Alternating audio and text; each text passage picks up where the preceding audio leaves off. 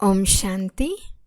ఈరోజు Murali date 19th December 2024. బాబా చెప్తున్నారు, మధురమైన పిల్లల్లారా, ఈ పురుషోత్తమ సంగం యుగం బదిలీ అవ్వవలసిన యుగం. మీరిప్పుడు కనిష్ఠుల నుండి ఉత్తమ పురుషులుగా అవ్వాలి. ప్రశ్న: తండ్రితో పాటు ఎటువంటి పిల్లల మహిమ కూడా గాయనం చేయబడుతుంది? జవాబు: ఎవరైతే టీచర్గా అయి అనేక మంది కళ్యాణం చేసేందుకు నిమిత్తంగా అవుతారో వారి మహిమ కూడా తండ్రితో పాటు మహిమ చేయబడుతుంది. చేయించే బాబా పిల్లల ద్వారా అనేక ఆత్మల కళ్యాణం చేయిస్తారు. అందువలన పిల్లల మహిమ కూడా జరుగుతుంది. బాబా ఫలానా వారు మాపై దయ చూపించారు, ఎంతో నీచంగా ఉండే మేము ఎంతో గొప్పగా తయారయ్యాము అని చెప్తారు. టీచర్గా అవ్వకుంటే ఆశీర్వాదాలు లభించవు. ఓం శాంతి. ఆత్మీక తండ్రి ఆత్మీక పిల్లలను అడుగుతారు, అర్థం కూడా చేయిస్తారు, మళ్ళీ అడుగుతారు కూడా. ఇప్పుడు పిల్లలు తండ్రిని తెలుసుకున్నారు. భలే, ఎవరైనా సర్వవ్యాపి అని చెప్పినా మొదట తండ్రి పరిచయాన్ని తెలుసుకోవాలి కదా. తండ్రి ఎవరు అని తెలుసుకుని తండ్రి నివాసం ఎక్కడుంది అని తెలియచేయాలి. తండ్రి ఎవరో తెలియకుంటే వారి నివాస స్థానం ఎలా తెలుస్తుంది? ఆయన నామరూపాల నుండి భిన్నమైన వారని చెప్తారు, అనగా లేనేలేరు. ఎవరు లేనేలేరో వారి నివాస స్థానం గురించి ఎలా ఆలోచిస్తారు? ఇప్పుడు పిల్లలైన మీకు ఇదంతా తెలుసు. తండ్రి మొట్టమొదట తన పరిచయంను ఇచ్చారు, తర్వాత ఉండే స్థానం గురించి అర్థం చేయించబడుతుంది. తండ్రి చెప్తున్నారు, నేను ఈ రథం ద్వారా పరిచయం ఇచ్చేందుకు వచ్చాను. నేను అందరికీ తండ్రిని, పరంపిత అని పిలువబడుతున్నాను. ఆత్మను గురించి కూడా ఎవరికీ తెలియదు. తండ్రికే నామరూప దేశ కాలాలు లేకుంటే పిల్లలకు ఎలా ఉంటాయి? ఆ తండ్రే నామరూపాల నుండి భిన్నమైన వారైతే పిల్లలు ఎక్కడి నుండి వస్తారు? పిల్లలుంటే తండ్రి తప్పకుండా ఉండనే ఉన్నారని అర్థం. కావున ఆయన నామరూపాలకు అతీతుడు కాడని రుజువు అవుతుంది. పిల్లలకు కూడా నామరూపాలు ఉన్నాయి. భలే, ఎంతో సూక్ష్మంగా ఉన్న నామరూపాలు ఉన్నాయి. ఆకాశం సూక్ష్మమైనదైనా దాని పేరు ఆకాశమని ఉంది కదా. పోలార్ ఎంత సూక్ష్మమో తండ్రి కూడా అంత సూక్ష్మమైనవారు. పిల్లలు తండ్రిని అద్భుతమైన నక్షత్రము అని వర్ణిస్తారు. ఇతనిలో ప్రవేశిస్తారు. ఇతన్ని ఆత్మ అని అంటారు. తండ్రేమో పరంధామంలో ఉంటారు. అది వారుండే స్థానం. దృష్టి పైకి పోతుంది కదా. వ్రేలిని పైకి చూపిస్తూ స్మృతి చేస్తారు. స్మృతి చేస్తున్నారు అంటే వారు తప్పకుండా ఉంటారు. పరంపిత పరమాత్మ అని అంటారు కదా. అయినా నామరూపాలు లేనివారు అనటం అజ్ఞానమని అంటారు. తండ్రిని తెలుసుకోవటం జ్ఞానం. ఇంతకుముందు మనం అజ్ఞానులమని మీకు తెలుసు. తండ్రి ఎవరో మనమెవరో మనకు తెలిసేది కాదు. స్వయం గురించి కూడా తెలియదు. ఇప్పుడు మనం శరీరాలు కాదు, ఆత్మలమని తెలుసుకున్నాము. ఆత్మ అవినాశి అని అంటారు, అనగా అది ఏదో ఒక వస్తువే కదా. అవినాశి అనేది పేరు కాదు. అవినాశి అనగా వినాశనం కానిది. కావున తప్పనిసరిగా ఏదో ఒక వస్తువు ఉందని అర్థం. పిల్లలు బాగా అర్థం చేయించారు. మధురాతి మధురమైన పిల్లల్లారా, పిల్లల్లారా, పిల్లల్లారా అని ఎవరిని అంటున్నారో వారు అవినాశి ఆత్మలు. ఆత్మల తండ్రి పరంపిత పరమాత్మ కూర్చుని ఇదంతా అర్థం చేయిస్తున్నారు. తండ్రి వచ్చి తన పరిచయంనిచ్చే నాటకం ఒక్కసారి మాత్రమే జరుగుతుంది. నేను కూడా పాత్రను అభినయిస్తాను. నేనెలా పాత్రను చేస్తున్నానో మీ బుద్ధిలో ఉంది. పాతది అనగా పతిత ఆత్మను కొత్తదిగా పావనంగా చేస్తున్నారు.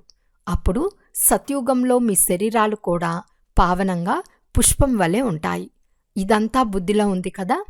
ఇప్పుడు మీరు బాబా బాబా అని పిలుస్తున్నారు. ఈ పాత్ర జరుగుతోంది కదా.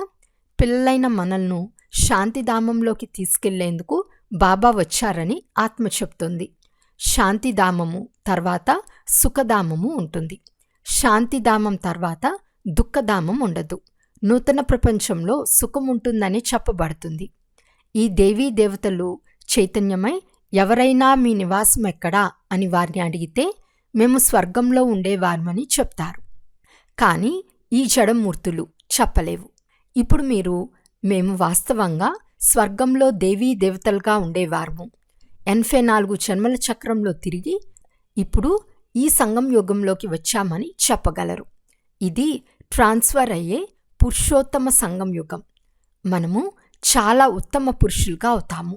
మనము ప్రతి 5000 సంవత్సరాల తర్వాత సతోప్రధానంగా అవుతామని పిల్లలకు తెలుసు. సతోప్రధానంగా కూడా నెంబర్ వారుగానే ఉంటారు. ఇదంతా ఆత్మకు లభించిన పాత్ర. మనిషికి పాత్ర లభించిందని అనరు. నేను ఆత్మను, నాకు పాత్ర లభించింది, నేను ఆత్మను 84 జన్మలు తీసుకుంటాను. మనం ఆత్మలము, వారసులము. వారసులు అనగా సదా పురుషులే, స్త్రీలు కారు. అందువలన ఆత్మలైన మనమంతా పురుషులమని మీకు పక్కాగా తెలుసు.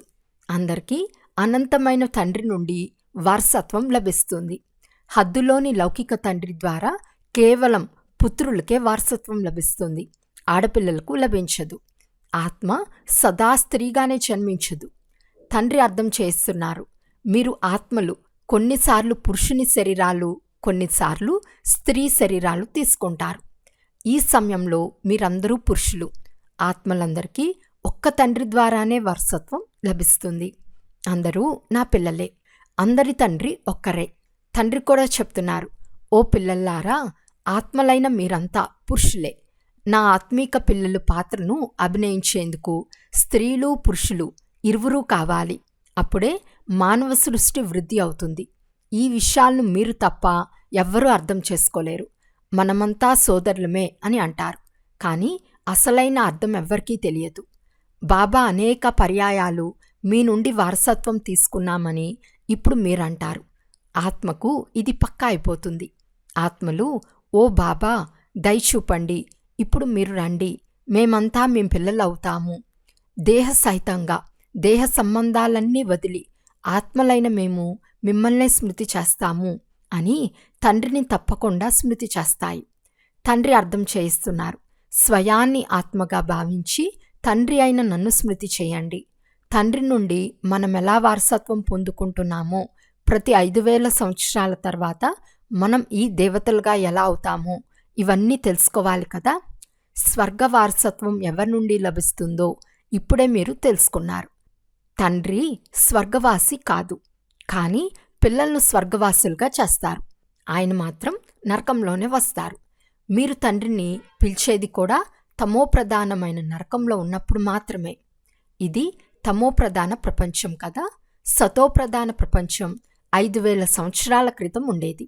అప్పుడు ఈ లక్ష్మీనారాయణల రాజ్యం ఉండేది. ఈ విషయాలను, ఈ చదువును ఇప్పుడు మీరు మాత్రమే తెలుసుకున్నారు. ఇది మానవుల నుండి దేవతలుగా అయ్యే చదువు. మానవులను దేవతలుగా తయారు చేయవారి మహిమను వర్ణించలేము. పుత్రుడు అవుతూనే వారసునిగా అవుతాడు. తండ్రి చెప్తున్నారు, ఆత్మలైన మీరంతా నా పిల్లలే, మీకు వారసత్వంనిస్తాను. మీరంతా సోదరులు. మూలవతనము లేక నిర్వాణధామంలో ఉంటారు. దానిని నిరాకార ప్రపంచమని కూడా అంటారు. ఆత్మలన్నీ అక్కడే ఉంటాయి. ఈ సూర్యచంద్రుల కంటే దూరంగా అత్యంత మధురమైన శాంతియుతమైన మీ ఇల్లు ఉంది. కానీ అక్కడే కూర్చుండిపోరాదు. అక్కడ కూర్చుని ఏం చేస్తారు? అక్కడ మీ స్థితి జడ వస్తువు వలె ఉంటుంది. ఆత్మ పాత్ర చేసినప్పుడు మాత్రమే చైతన్యమని అంటారు. చైతన్యమే కానీ పాత్రను చేయకుంటే జడమవుతుంది కదా. మీరిక్కడ నిలబడి చేతులు కాళ్ళు కదపకుండా ఉంటే జడం వలె ఉంటారు. అక్కడ స్వాభావిక శాంతి ఉంటుంది. ఆత్మలు జడం వలె ఉంటాయి. ఏ పాత్ర చేయవు. పాత్ర చేసినప్పుడే శోభిస్తుంది. శాంతిధామంలో ఏ శోభ ఉంటుంది? ఆత్మ సుఖదుఖాల నుండి అతీతంగా ఉంటుంది. పాత్రనే చేయకుంటే అక్కడ ఉన్నందున లాభమేముంది? మొట్టమొదట సుఖపాత్ర చేస్తారు. ప్రతి ఒక్కరికి ఇక్కడకు రాకముందు నుండే పాత్రలు లభించి ఉంది. మాకు మోక్షం కావాలని కొంతమంది అంటారు. నీటి బుడగ నీటిలో కలిసిపోయిందని అంటారు. అనగా ఆత్మ లేనే లేనట్లు అంటారు.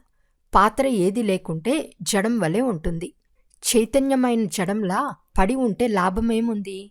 అందరూ పాత్ర చేసే తీరాలి. హీరో హీరోయిన్ల పాత్ర ముఖ్యమైందని అంటారు. పిల్లలైన మీకు హీరో హీరోయిన్లనే బిరుదు లభిస్తుంది. ఆత్మ ఇక్కడ పాత్రను అభినయిస్తుంది. మొదట సుఖప్రదమైన రాజ్యం చేస్తుంది, తర్వాత రావణుని దుఃఖప్రదమైన రాజ్యంలోకి పోతుంది. ఇప్పుడు తండ్రి చెప్తున్నారు, అందరికీ ఈ సందేశం ఇవ్వండి. టీచర్ అయి ఇతరులకు చెప్పండి. టీచర్గా అవ్వకుంటే పదవి తగ్గిపోతుంది. టీచర్గా అవ్వకుంటే ఎవరికైనా ఆశీర్వాదాలు ఎలా లభిస్తాయి? ఎవరికైనా ధనమిస్తే వారికి సంతోషం కలుగుతుంది కదా.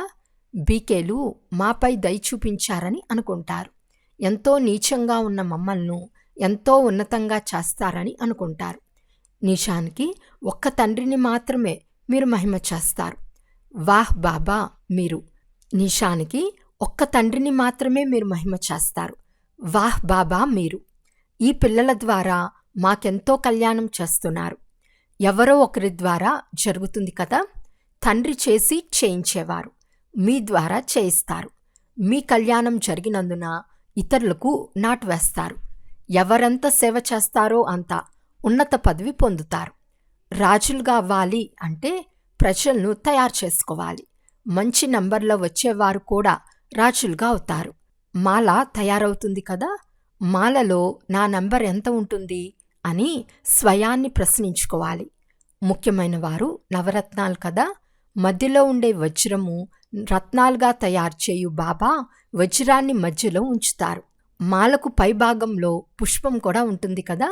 ముఖ్యమైన పూసలుగా ఎవరవుతారో, వంశంలో ఎవరు వస్తారో చివర్లో మీకు తెలుస్తుంది. చివర్లో అన్ని సాక్షాత్కారాలు మీకు తప్పకుండా అవుతాయి.